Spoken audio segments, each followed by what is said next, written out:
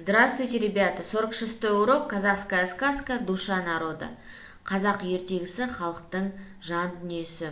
Ты узнаешь, как надо описывать происходящие события в сказке, составлять и рассказывать на основе картинок свою сказку.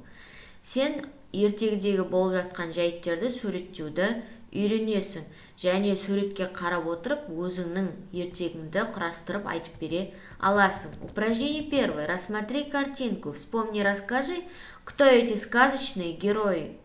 Суретке қараймыз, және бұл суреттегі қай ертегінің кейіпкерлері есімізге түсіріп айтып береміз. Упражнение 2. Послушай казахскую народную сказку. Назови сказочных героев. Қазақтың халық ертегісін тыңдаймыз, және ертегінің кейіпкерлерін ата. Жадный бай и Алдаркусе. Жили-были Алдаркусе и жадный бай. Узнал Алдаркусе, что жадный бай даже глотка воды никому не дает. Решил он наказать бая. Пришел к нему в гости, а бай спрятал всю еду и притворился бедным. Но разрешил Алдаркусе переночевать. Алдаркусе лег и притворился, что спит, и тогда бай поставил варить мясо и уснул. Алдаркусе встал, вытащил все мясо, бросил в казан сапоги бая и ушел. Пришел он в гости к бедному другу, а у того еды 2 кусочка хлеба, но он отдал 1 кусочек Алдаркусе. За это Алдаркусе дал ему мясо. Шықпермеш Шығайбай мен Алдаркусе. Ертеде Алдаркусе мен Шықпермеш Шығайбай өмір сүріпті. Және Шықпермеш Шығайбайдың адам баласына бір ұрттам суда бермейтін Алдаркусе естіпті.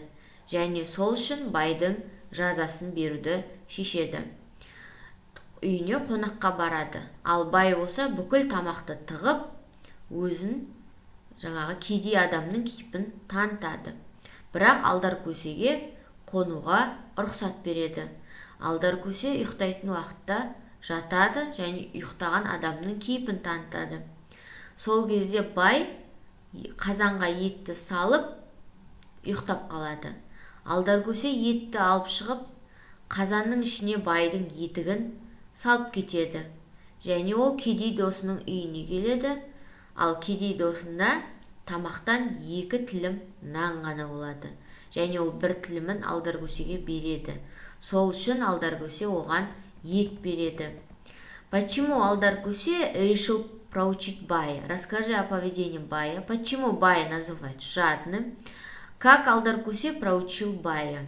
Найди это предложение в тексте, напиши его в тетради. Неге Алдаркусе байдың жазасын беруді шешті? Және байдың іс-әрекетін айтып бер.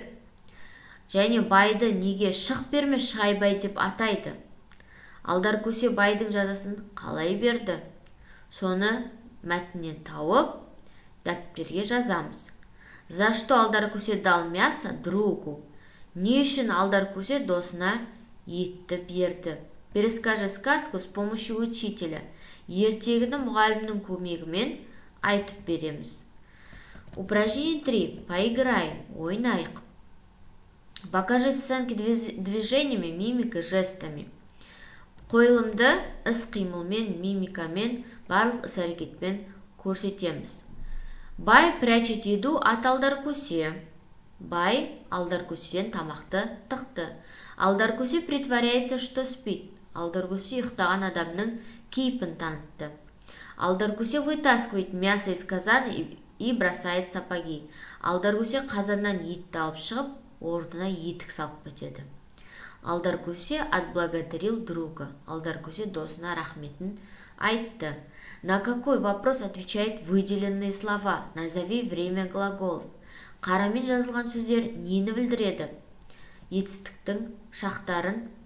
Қандай сұраққа жауап береді қарамен жазылған сөздер? Және етістіктің шақтарын ата. Упражнение 4. Назови героев сказки. Какие они? Ертегінің кейіпкерлерін ата. Олар қандай? Напиши в тетради. Дәптерге жаз. Притворяется. Кейіп танытады. Прячет. Жасырады. Бай какой? Слова подсказки стоит снизу. Да. Бай какой? Бай, правильно, толстый, жадный и злой. Бай қандай? толық, шық берме, шығайбай, яғни сараң, және өте зұлым. Алдар көсе какой?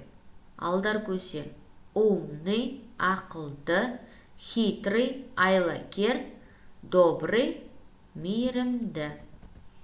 Упражнение 5. Работа в парах. Рассмотрите картинки, расскажите, что вы видите на них. Используйте текст сказки, задание 2. Суретке қараймыз, не көріп тұрмыз? Және екінші жаттығудағы мәтінді пайдаланамыз. Идем дальше. Придумайте свое начало сказки. Өз ертегілеріңіздің басын ойлап табыңыздар. О чем будете рассказывать в основной части и в конце? Басты орта жағында не туралы айтасыздар? Және соң жағында не туралы айтасыздар? Нарисуйте дома любого сказочного героя. Үйден өзіңізге ұнайтын кез келген кейіпкердің суретін салып келеміз. Урок окончен. До свидания.